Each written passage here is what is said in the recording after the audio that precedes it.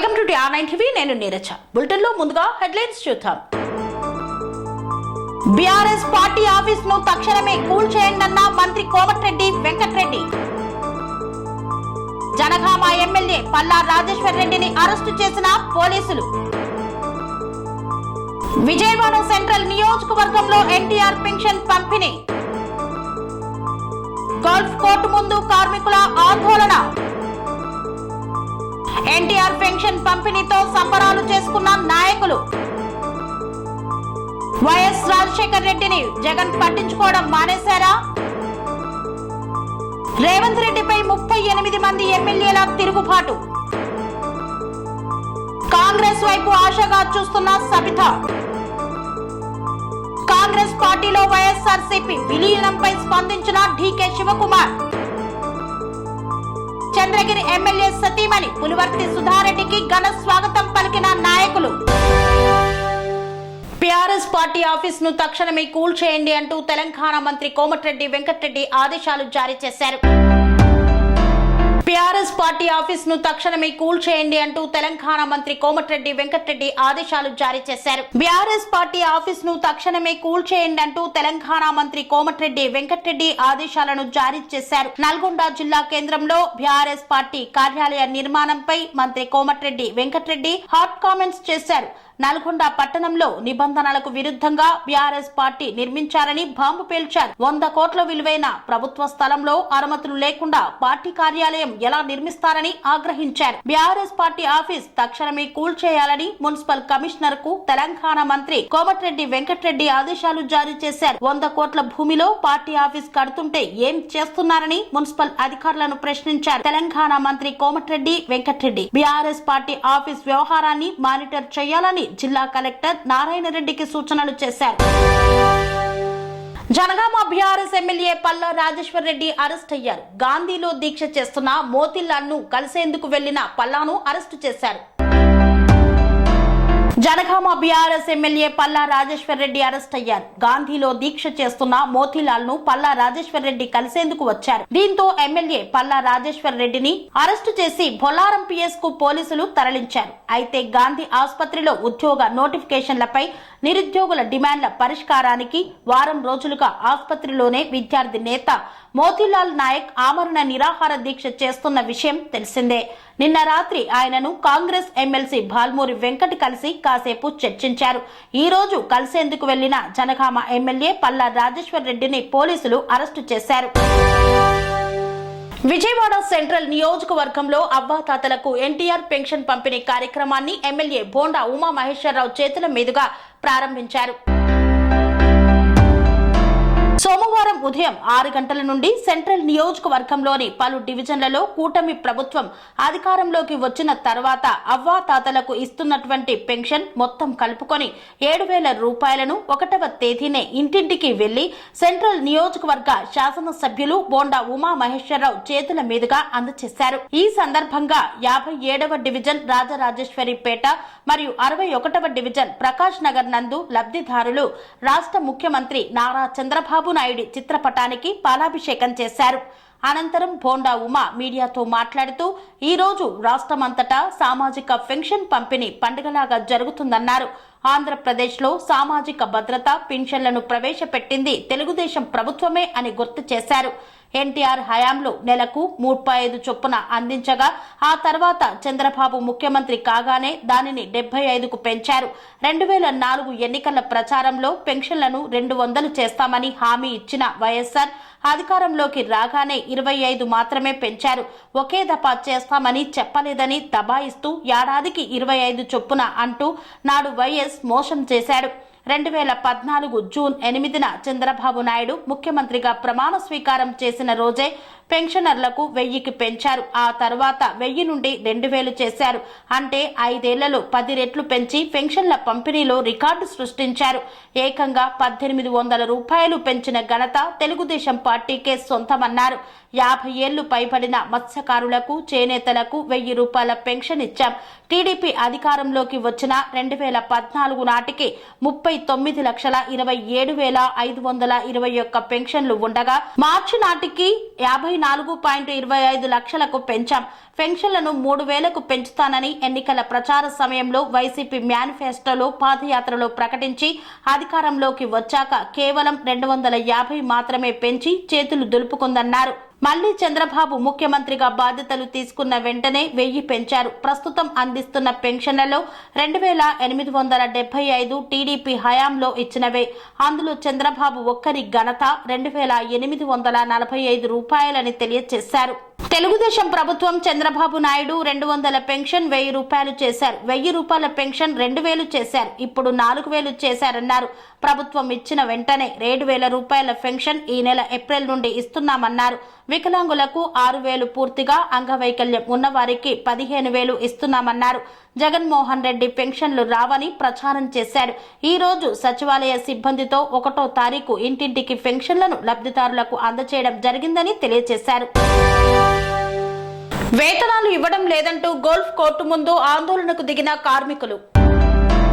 బొమ్మారం గ్రామ శివారులోని haldi golf court ముందు సోమవారం కార్మికులు ఆందోళనలు చేస్తూ ధర్నా నిర్వహించారు. తాము గత 5 సంవత్సరాలుగా ఈ గోల్ఫ్ కోర్టు సంస్థలో పనిచేస్తూ ఉపాధి పొందుతున్నట్లు తెలిపారు. 3 నెలలుగా గోల్ఫ్ కోర్టు యాజమాన్యం తమకు వేతనాలు ఇవ్వడం లేదంటూ గోల్ఫ్ కోర్టు ప్రధాన గేటు ముందు ఆందోళనకు దిగారు. తాము 95 మందిని పనిచేస్తున్నామన్నారు. 3 నెలలుగా తమకు వేతనాలు అందకపోవడంతో కుటుంబ పోషణ భారమైందని ఆవేదన వ్యక్తం చేశారు. యాజమాన్యంలో ఏర్పడిన విభేదాల వల్లే తమకు వేతనాలు ఇవ్వడం లేదని కార్మికులు ఆరోపించారు. ఇప్పటికైనా గోల్ఫ్ కోర్టు ప్రతినిధులు తమకు వేతనాలు అందించి ఆదుకోవాలని వేడుకున్నారు. తాము పరిశ్రమలో పనిచేయడానికి సిద్ధంగా ఉన్నట్లు తెలిపారు. ఈ కార్యక్రమంలో సంస్థ మహారాణాతో పాటు కార్మికులు పాల్గొన్నారు.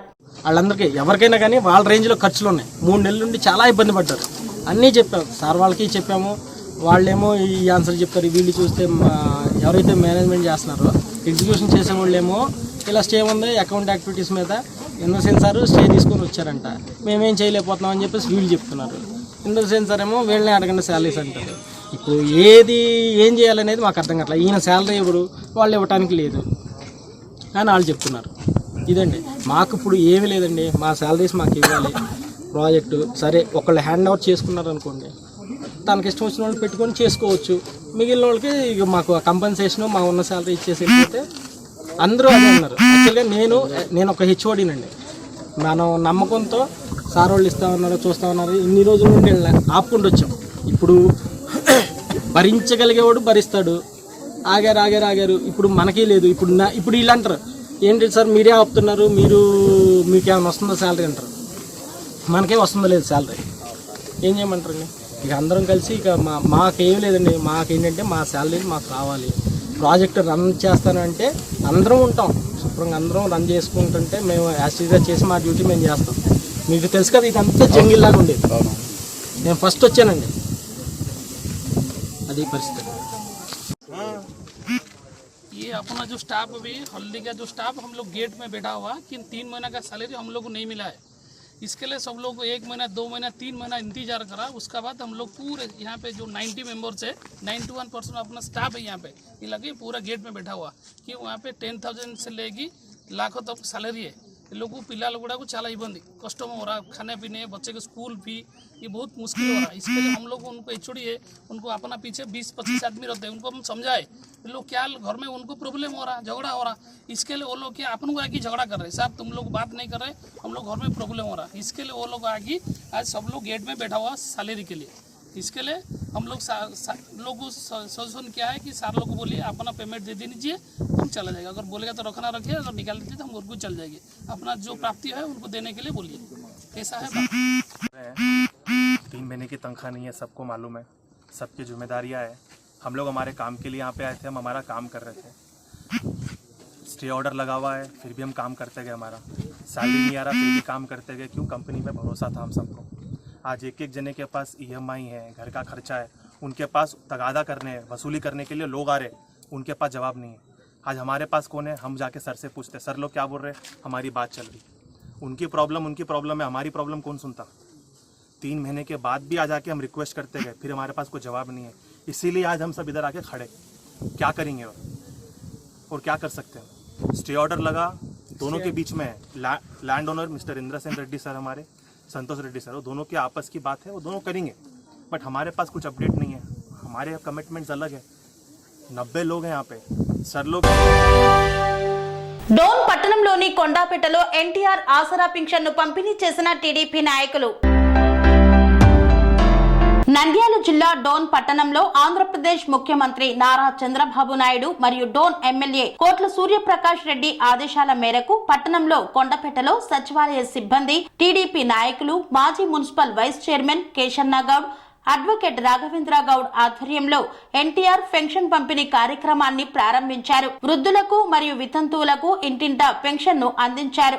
పెన్షన్ 4,000 రూపాయలు ప్లస్ అదనంగా 3,000 రూపాయల మొత్తం 7,000 రూపాయల పెన్షన్ ను అందుకున్నారు వృద్ధులు, వికలాంగులు. వారందరూ సంతోషాన్ని వ్యక్తపరిచారు. ఈ సందర్భంగా కేశన్న గౌడ్, రాఘవేంద్ర గౌడ్ మాట్లాడుతూ తెలుగుదేశం ప్రభుత్వం ఇచ్చిన మాటను నెరవేర్చిందని, డోన్ నియోజకవర్గాన్ని అభివృద్ధి బాటలో నడుపుతానని ప్రజలకు తెలియజేశారు. ఈ కార్యక్రమంలో టీడీపీ నాయకులు కేశన్న గౌడ్, రాఘవేంద్ర గౌడ్ మరియు కార్యకర్తలు పాల్గొన్నారు. ఈరోజు మీ ఇంటికి ఒక పెద్దన్నలాగా, ప్రతి ఇంటికి ఒక పెద్ద కొడుకులాగా ఈరోజు ప్రతి ఇంటికి 4,000 ఇస్తున్నాడమ్మా. ఈరోజు మొదటి నెల 7,000, వచ్చే నెల 4,000 ఇస్తున్నారు. మీకు ఎలాంటి మీ సంతోషం వ్యక్తం చేయండి అమ్మా. సంతోషమేనమ్మా. ఇంతకుముందు 200 నుంచి 2,000 చేశాడు, ఆ 2,000 4,000 చేశాడు తల్లి. ఈ విధంగా సంక్షేమాలను చంద్రబాబు నాయుడు ఎంతో పెంచుకుంటూ పోతున్నాడు. ఇది గమనించాలమ్మా అందరూ, ప్రతి ఒక్కరు. నమస్కారం అమ్మా. మీరు సంతోషం వ్యక్తం చేస్తున్నారు కదా, అది వీడియో రూపంలో చెప్తామమ్మా.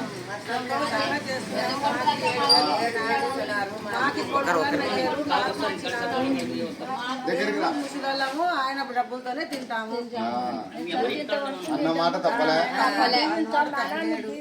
ఎప్పటికీ ఓటు జై చంద్రబాబు నాయుడు, జై చంద్రబాబు నాయుడు, జై కోట్ల, జై కోట్ల, జై సైకిల్, జై సైకిల్. కట్ చేసి మరి చెప్తాను ఇంకోటి. ప్రతి ఇంటికి పెన్షన్దారులకు 7,000 పెన్షన్ అందజేయబడుతుంది. ఈ పెన్షన్ కూడా అప్పు చేసి ఇవ్వడం లేదు.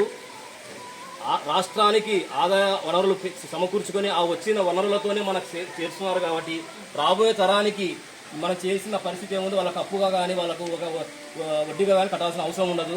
కాబట్టి ఇది గమనించి ప్రతి ఒక్కరూ ఈ విషయాన్ని ప్రతి ఒక్క పెన్షన్దారు తెలియజేయాలని కోరుకుంటున్నాను. జై తెలుగుదేశం, జై తెలుగుదేశం, జై కోట్ల, జై కోట్ల, జై చంద్రబాబు నాయుడు, జై చంద్రబాబు నాయుడు.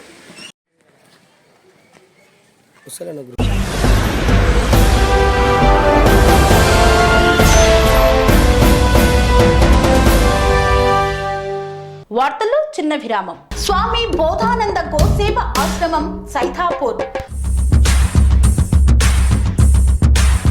జ్యోతిష్యం, వాస్తుశాస్త్రం మన పూర్వీకులు మనకిచ్చిన వరం.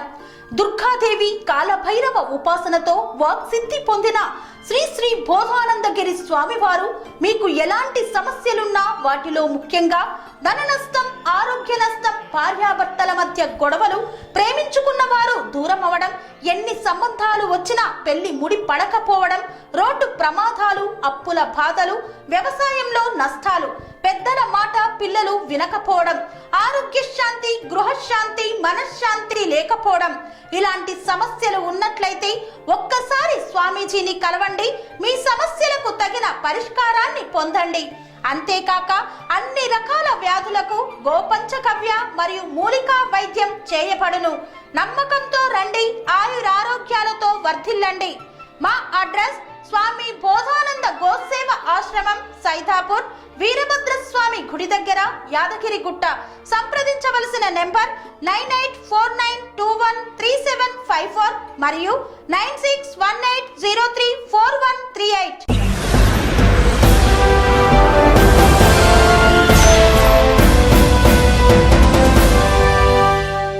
తిరిగి వార్తలకు స్వాగతం. షర్మిల వైఎస్ ఇమేజ్ మొత్తాన్ని సొంతం చేసుకునేందుకు ఏర్పాట్లు చేసుకుంటున్నారు. జూలై 8న వైఎస్ఆర్ 75వ జయంతి వేడుకలకు సిద్ధమయ్యారు.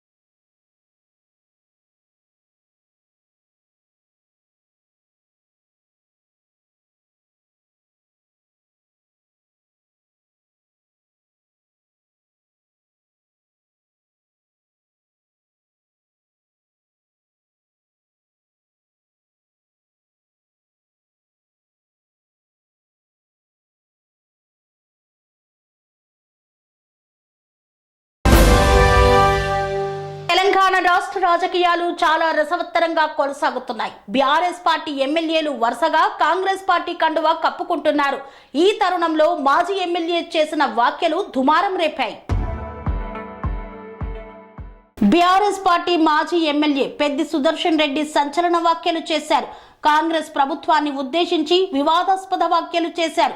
సీఎం రేవంత్ రెడ్డికి వ్యతిరేకంగా 38 మంది కాంగ్రెస్ పార్టీ ఎమ్మెల్యేలు ఉన్నారని, ఈ ఎమ్మెల్యేలు ఆయనను అస్సలు పట్టించుకోవడం లేదని బాంబు పేల్చారు. రేవంత్ రెడ్డి పనితీరు పట్ల స్వంత పార్టీ ఎమ్మెల్యేలలో విశ్వాసం తగ్గిందన్నారు. ఆయనను స్వంత పార్టీ ఎమ్మెల్యేలే వ్యతిరేకిస్తున్నారని చురకలు అంటించారు. రేవంత్ రెడ్డి సీఎం కావడం మెజారిటీ శాసనసభ్యులకు ఇష్టం లేదని బాంబు పేల్చారు పెద్ది సుదర్శన్ రెడ్డి. 64 మంది కాంగ్రెస్ పార్టీ నుండి గెలిస్తే అందులో కేవలం 26 మంది ఎమ్మెల్యేలు మాత్రమే సీఎం రేవంత్ రెడ్డికి మద్దతు ఇస్తున్నారు. 38 మంది కాంగ్రెస్ ఎమ్మెల్యేలు రేవంత్ రెడ్డికి వ్యతిరేకిస్తున్నారన్నారు. అందుకు నిదర్శనమే వరంగల్లో ఎదురైన ఘటన అని దొంతు మాధవరెడ్డి విషయాన్ని ప్రస్తావించారు. పొంగులేటి శ్రీనివాసరెడ్డి, శ్రీధర్ బాబుకు మాత్రమే సీఎం రేవంత్ రెడ్డి ప్రాధాన్యత ఇస్తున్నారు. మిగిలిన మంత్రులపై నమ్మకం లేదా అంటూ ఫైర్ అయ్యారు. రేవంత్ రెడ్డిపై స్వంత పార్టీలో ధిక్కారం పెరిగిపోయిందని తెలిపారు. అందుకే రేవంత్ రెడ్డి వర్గాన్ని పెంచుకోవడం కోసం గులాబీ పార్టీ ఎమ్మెల్యేలను గుంజుతున్నారని ఆరోపణలు చేశారు పెద్ది సుదర్శన్ రెడ్డి. కాంగ్రెస్ పాలనలో తెలంగాణ రాష్ట్రంలో క్రైమ్ రేటు పెరిగింది, గంటకో హత్య జరుగుతుందన్నారు. పాలన పట్టు తప్పిందని చురకలు అంటించారు పెద్ది సుదర్శన్ రెడ్డి. మళ్లీ కేసీఆర్ ముఖ్యమంత్రి అవుతారని తెలిపారు. స్మార్ట్ సిటీ ఫండ్ పై కాంగ్రెస్ ప్రజా ప్రతినిధులు డ్రామాలు చేస్తున్నారని ఆగ్రహించారు.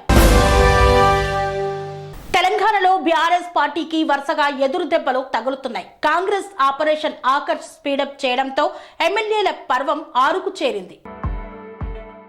తెలంగాణలో బీఆర్ఎస్ పార్టీకి వరుసగా ఎదురు దెబ్బలు తగులుతున్నాయి. తాజాగా మహేశ్వరం ఎమ్మెల్యే సబితా ఇంద్రారెడ్డి సైతం పార్టీ మారేందుకు సిద్ధమయ్యారనే ప్రచారం సోషల్ మీడియాలో భారీగా సాగుతోంది. ఇప్పటికే కాంగ్రెస్ తో ప్రాథమిక చర్చలు పూర్తయ్యాయని, ఆషాఢ మాసం ప్రారంభంలోనే ఆమె కాంగ్రెస్ కండువా కప్పుకోబోతున్నట్లు ప్రచారం జరుగుతోంది. ఇటీవల నియోజకవర్గ పర్యటనలో ఆమె మంత్రి పదవిపై కీలక వ్యాఖ్యలు చేశారు. హోంశాఖ, విద్యాశాఖలను మీకోసమే ఖాళీగా ఉంచారేమో మేడం, మీరు వెళ్తే మీకే ఆ శాఖ ఇస్తారేమో అని ఓ రిపోర్టర్ నవ్వుతూ వ్యాఖ్యానించగా, మంత్రి పదవి కావాలంటే అదృష్టం ఉండాలని, నుదుటి రాత బాగా లేకుంటే ఏమీ చేయలేమని సరదాగా బదులిచ్చారు.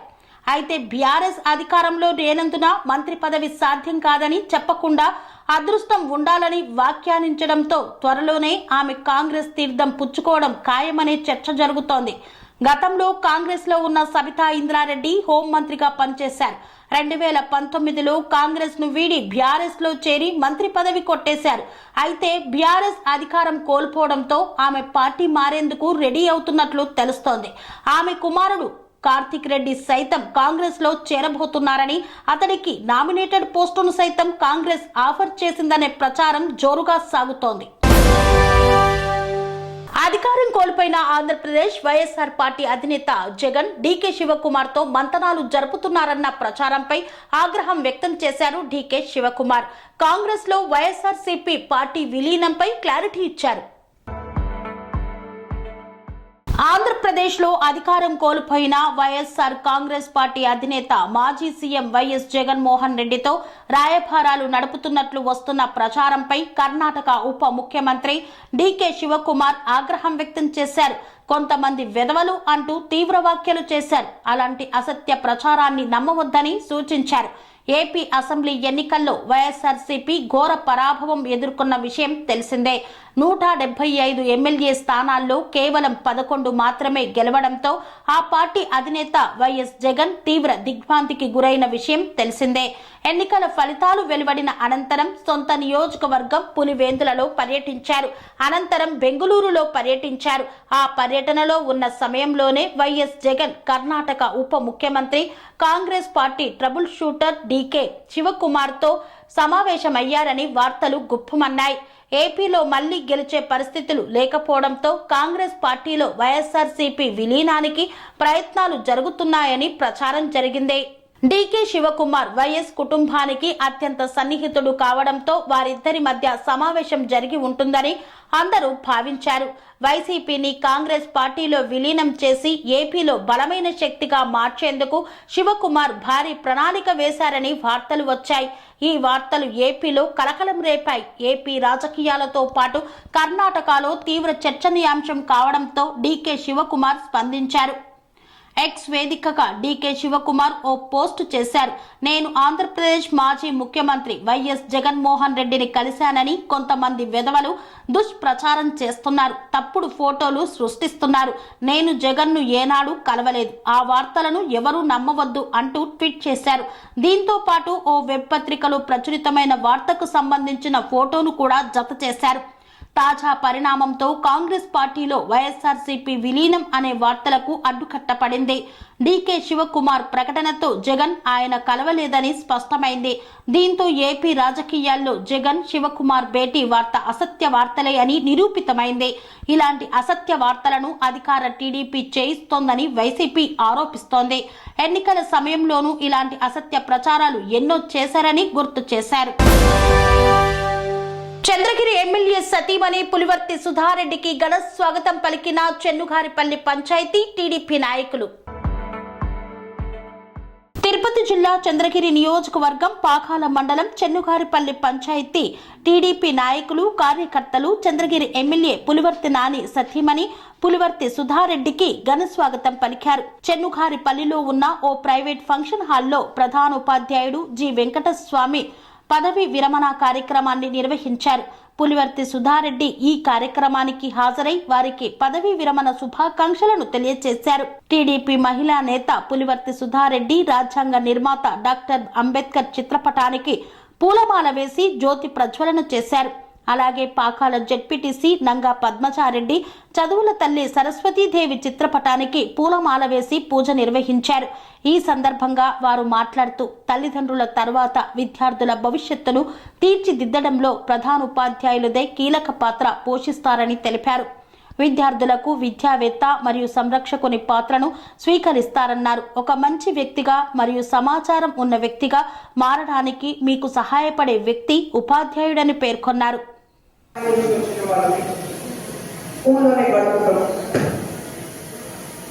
ఒక వ్యక్తి వాళ్ళ నడవడిక, వాళ్ళ క్యారెక్టర్, వాళ్ళు నడుచుకునే సంఘంలో ప్రవర్తించే తీరు, అవన్నీ ఇంట్లో తల్లిదండ్రులు కుటుంబ వాతావరణం కంటే కూడా స్కూల్లో ఉండేదే ఎక్కువ ప్రభావం చూపుతుందని నాకు గట్టి నమ్మకం.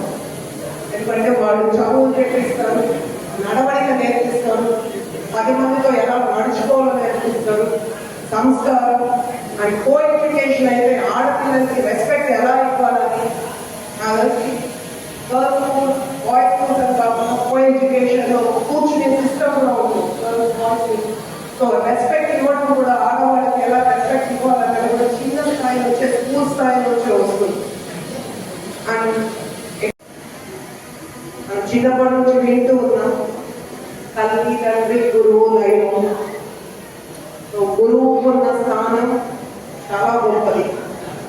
కొన్ని సంవత్సరాలు వందల వేల మందికి ఇక్కడ చదువు సంస్కారం నేర్పించేది గురువు లేని ఈ సమాజంలో తల్లిదండ్రులు జన్మనియచ్చు, కానీ వాళ్ళ ఇంట్లో ఉండే సమయం చాలా తక్కువ.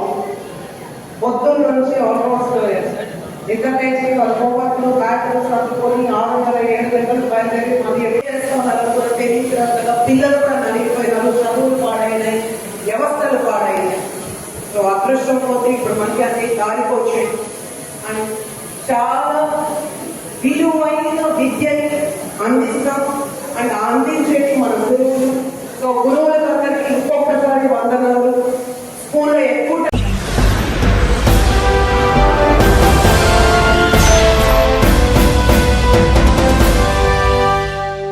ఇంతటితో వార్తలు సమాప్తం. మరిన్ని అప్డేట్స్ కోసం చూస్తూనే ఉండండి TR9 టీవీ.